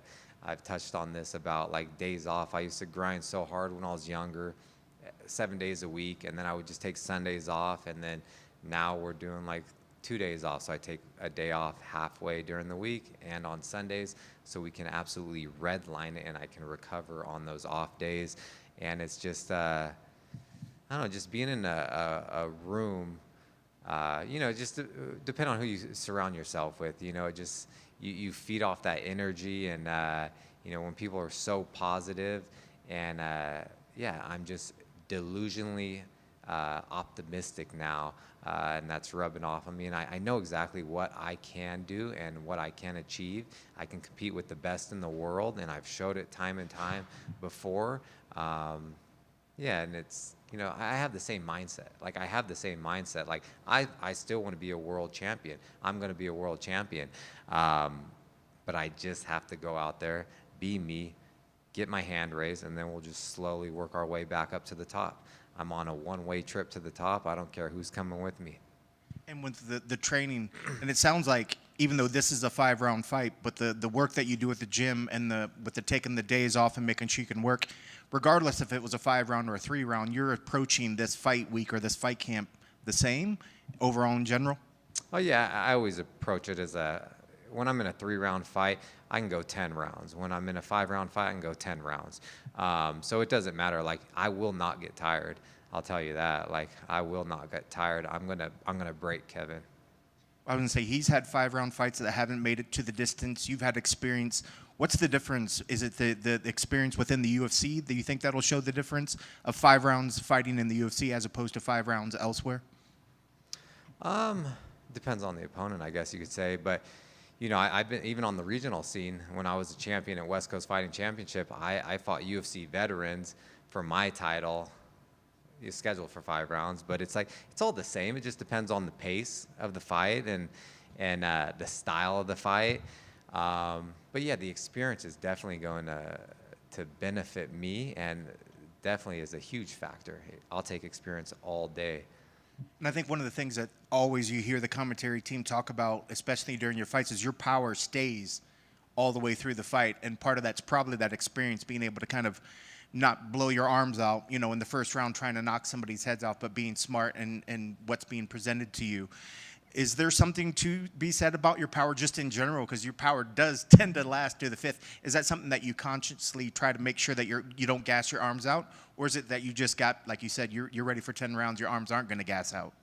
It's a combination of everything. It's like the preparation, the training, like the strength and conditioning that we're doing, so I can withstand and just carry out that power throughout a whole 25-minute fight.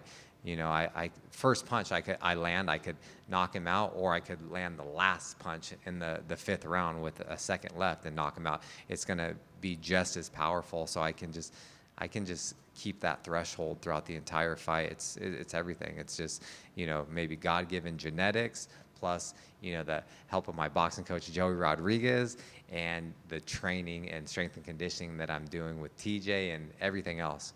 I know we hear a lot of fighters, I think, when they're just starting up, you know, they just try to spar, but they don't really focus enough on maybe strength and conditioning. How much, I guess, if you had to say the percentage of what you focus on strength and conditioning as opposed to technique, and has that changed throughout the years for you? It just depends on like the opponent. You know, sometimes and are they more predominantly a grappler, a wrestler, a boxer? Striker, it really just depends, case by case and opponent by opponent. But I don't know, I've lifted since I was like a young kid. You know, I started out tumbling and doing acrobatics, and I was lifting and doing all these different sports, and I'm like, maybe that's why it stunted my growth. You know, but yeah, it just depends, to be honest. And I like to lift, you know. I like to lift, and but then you have to do all the other training and conditioning as well. Otherwise, like you said, I might have some power for only like a handful of punches, and then, you know, gas out. Then, you know, once you're tired, you know, that makes a coward out of everyone. When they've changed the bonus structures now, when finishes, you get the finish bonus, and then there's the 100,000. Do you feel like those bonuses kind of play into your fighting style and possibly set you up for a lot more bonuses? Yeah, you know, I've had quite a bit of bonuses, so I'm excited for that. I'm not going to go out there and force it. If I go out there, I'm just going to perform the way that I know I can and the way I will. The bonus will come for sure. We'll probably get 2. Last for me, keys to the victory. What needs to happen to make sure that you do get your arm raised on Saturday? Just gotta be myself. Just, you know, I'm gonna go out there, be calm. It's the experience that I have. Like, Kevin's not gonna show. He's great. He's a good fighter. He's not gonna show me anything that I haven't seen before. I just have to, you know, keep my chin down, hands up, and move, and you know, just take it minute by minute, round by round, and the finish will come. Hey, what's up, Josh? Hey, A lot of people say that Kevin has a lot of similarities to Ilia Topuria. You fought Ilia before. Do you see any similarities in their style? I don't know. Besides, like, I don't think there's been I haven't seen enough yet. It's like, if we put him against some of the guys Ilya's fought, and then he does the same things he's done against the guys that he's 3-0, then possibly. But I don't know. We'll find out. I'll let you guys know if I see any similarities when I talk to you guys on Saturday night after the fight. Hi, Josh. You are beloved amongst the fans, and you've dedicated quite a bit of your time giving back. Can you touch on some of the relationships you've fostered over the years, and can you describe just what the people mean to you along this journey? Yeah, the fans are everything. You know, it's like without the fans, like, I wouldn't be in the position I am.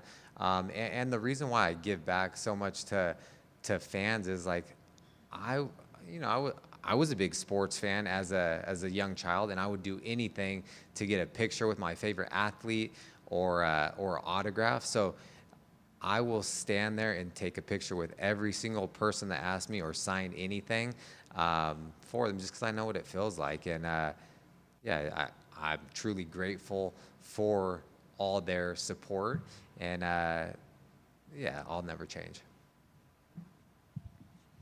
Hello, Josh. First of all, did you shave your beard so people would stop confusing you with your body, Slava Klaus? Yeah, exactly.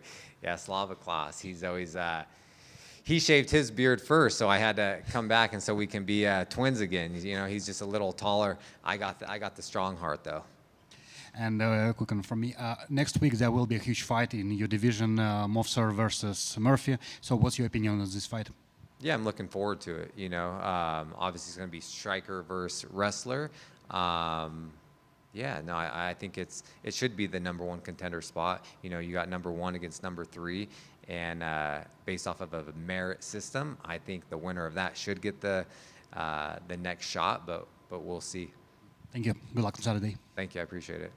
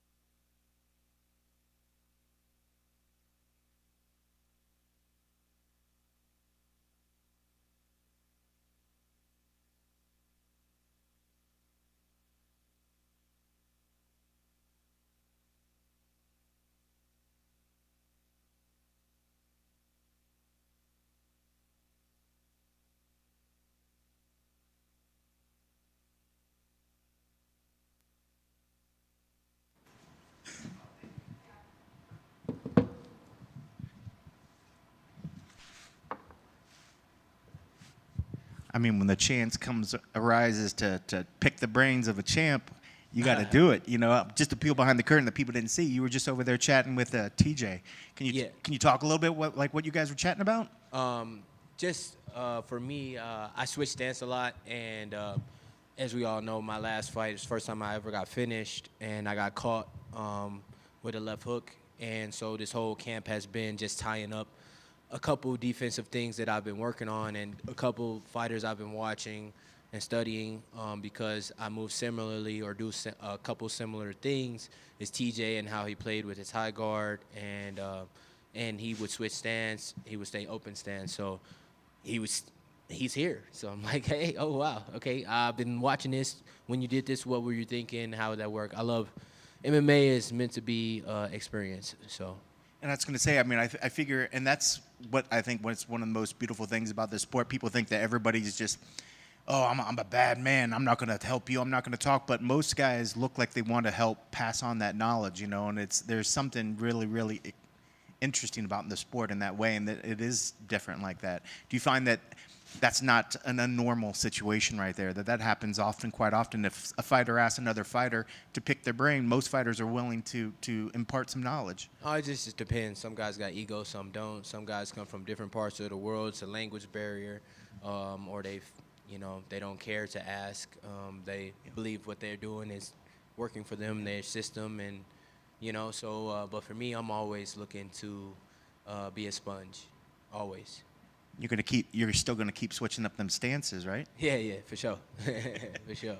Well, outside of, like you said, you brought up your last fight, a lot of people are wondering, are there positives?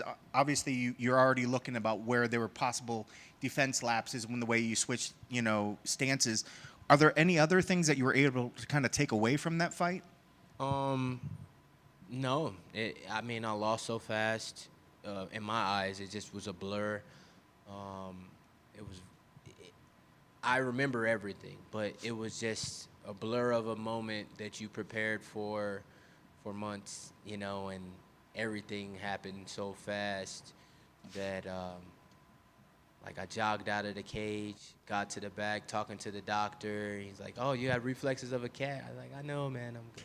I just got caught with a punch." And sometimes we hope we can, UFC was a different animal before, guys really had to get put out, and now refs sometimes try to save athletes, I feel like, and sometimes they do. These guys do a great job, I believe, but sometimes, us, because of everything that's going in it and these opportunities are so slim, I'd rather go out, and for me, knowing that I was still there and I got caught with a punch and it didn't look good, but it's a fight, man. Sometimes it's not gonna look good.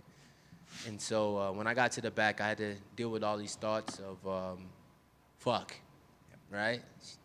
Excuse my language, but damn, and I prayed immediately, looked at my team, and everyone was, you don't think about the losing aspect of this sport, especially winners.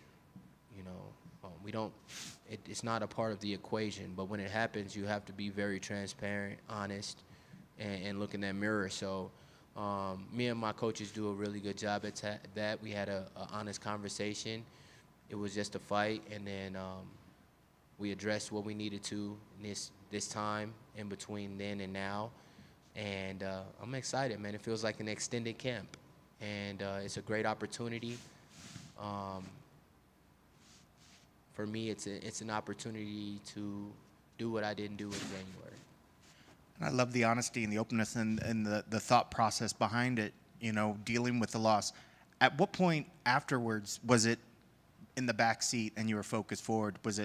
Is that a week? Is it a month? Or is it the next day? I mean, how long did it take you to finally say, okay, well, that moment happened, you addressed whatever, and then you focused on, let's get back to the training, let's move forward? It was 1 week, about 8 days, and then I saw that Moreno's opponent fell out, and then I was like, I'll fucking fight him. Let's go. Let's see if I can get cleared. I know they told me 45 days, but I feel great. I'm fine, and I've been fine since my fight, and whatever, February 28th, I can be ready by then. I'll make weight, no problem. And so, my mind was already trying to go after the next opportunity and fix, the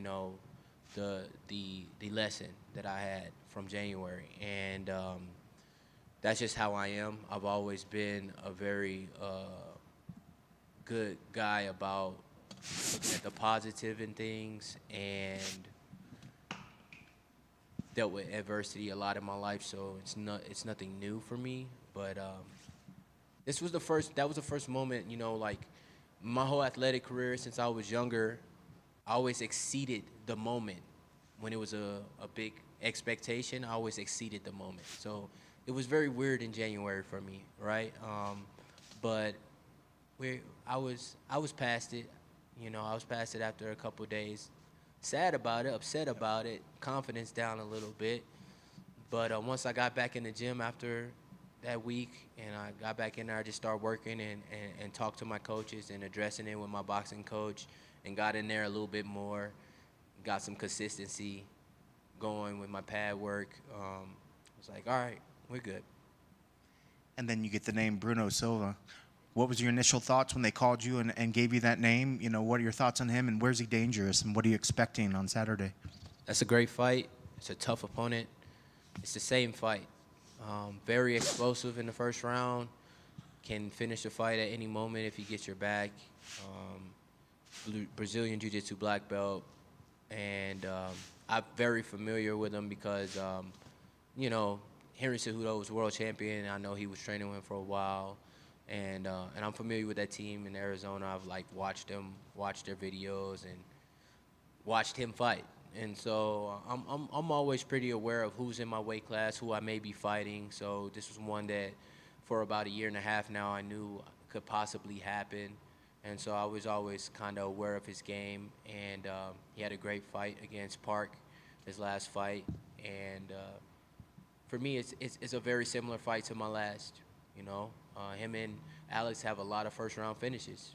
Him and Alex have a lot of explosive hands, you know, and they have a good grappling game. You have to be on point. And so for me, first thought was that, and the second thought was, well, Josh Van beat him, and Josh Van's a champ, so if I want to be champion, I need to beat this guy too. And so this is a great test for me to see where I am in my career and go out here and take it, and then whatever happened opportunity-wise happens. Yep.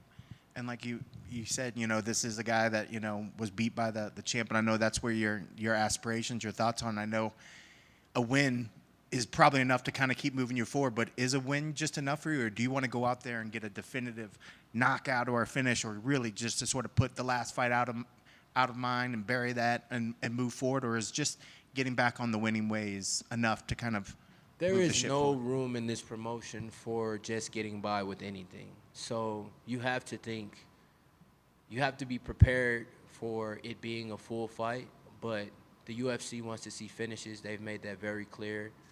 For you to get the opportunities you want in this promotion, they've made that very clear. And for me, I'm always looking for moments. And I have a goal as far as when I'm finished with this UFC career. I would love to be in the record books for finishes. And so for me, that's what I'm focused on, winning full fights, but getting to these finishes by any means. And I'm prepared to do that in any fashion of MMA. Especially, I guess, to go with that, with the UFC implementing the new finish bonuses and the more increased performance bonuses, do you feel like that sort of bonus structure is playing right into your fight style? Yeah, I mean, in the past, haven't I spoken about to you all candidly, hey, it just needs to be in contracts. When we get finishes, we get paid. And then they just made that, and I was like, perfect. All right, nobody say shit else. You know, just go out here and fucking fight and let your work speak for you, right? And so that's where we are now. And if you get blessed with that 100K, congratulations. Stop fucking crying for bonuses. Go out here, fight your heart out, take care of your family, go home, pray on it, and, you know, be ready for the next one. Money's gonna come. What's your goals here? You know? And so for me, that's me. That's how I look at it. Everybody else handles it differently. You know, more money is always great, but we are a business, so that's on us. Best of luck on Saturday. Thank you, bro. Were you surprised how well Lonnie Kavanaugh did against Brandon Moreno? No, not at all. I actually said I believe if Moreno doesn't mix up martial arts, he's gonna lose. And I wasn't surprised at all. I actually tweeted, I was like, this is gonna be a lot closer fight than people realize, and I believe Kavanaugh can win this fight. And I put all my things out there, what I thought Moreno should do, and he waited till the third round, and he was already beat up to try to do them. And I think he didn't have the physical strength to do that at that point. If he would have started earlier with that, mixing it up, I think he would have had more success. But I think I laid the blueprint for fighting him, and I think he's going to continue to get better, and that's going to continue to change. So I had a great moment against that kid, and he's going to continue to grow in this sport. And it was cool to see what he did with Moreno. And Moreno's a great fighter, and is going to be in the Hall of Fame when he's finished. So, yeah, I'm excited about the weight class, man. I'm proud to bear the flag as a flyweight in this promotion because I believe we have the best fighters on the planet. What do you think Lonnie's ceiling is in the division? I don't know, and honestly, bro, you my boy, you know me, I don't give a fuck. You know, because I'm still here. So, regardless of what his ceiling is, I'm still going to be on top of that motherfucker, knocking it down, right? As long as I'm here, in my opinion. And he may be ranked higher than me, but our matchmaker, our promoter, our promotion has already said and showed us that rankings do not fucking matter in the UFC or flyweight. You can get an opportunity at any time. So he fights twice a year. I fight 4 times a year. I'm coming up on my 14th fight in the UFC in less than 4 years. I'm going to get another opportunity to show myself, but the only thing that matters for me is Bruno Silva on Saturday.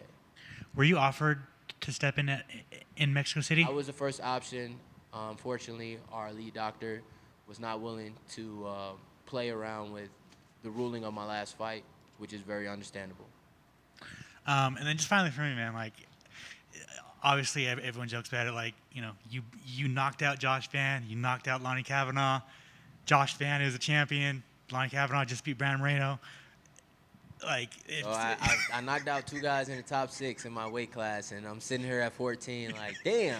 Yeah, isn't that you know, and fucking it's crazy? fun, man. Like, you know, the fans are trolls. They suck sometimes. They're real sometimes. You got this love-hate relationship.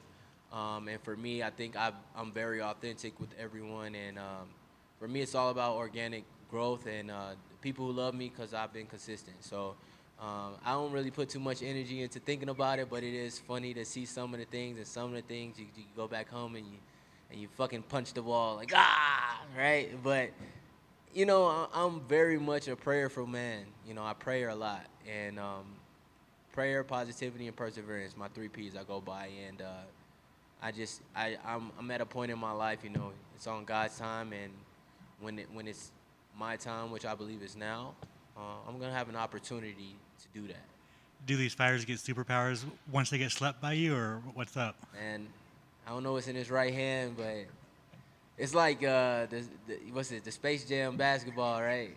But they got to get knocked out, so it's crazy. But it's fun, though. It is fun. It is a fun narrative, but I'm excited to change that. Good luck on Saturday. Thanks, bro.